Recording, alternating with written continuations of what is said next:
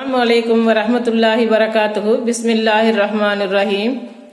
இன்று நாம் காணவிருக்கும் தலைப்பு இறுதி தூதரின் இறுதி ஹஜ் பேருரை. வாரிசுரிமை சட்டங்கள்.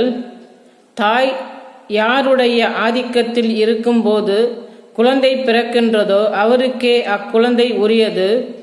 விபச்சாரம் செய்தவருக்கு இழப்புதான். அவர்களின் விசாரணை அல்லாஹ்விடம் உள்ளது. தன் தந்தை அல்லாதவரை தந்தை என்று குறிப்பிடுபவர், தன் எஜமான் அல்லாதவருடன் தன்னை இணைத்துக் கொள்பவர் ஆகியோர் மீது இறுதி நாள் வரை தொடரும் அல்லாஹ்வின் சாபம் உண்டாகட்டுமாக அறிவிப்பவர் அபு உமாமா ரலியல்லாஹு அன்ஹு. திர்மதி 2120.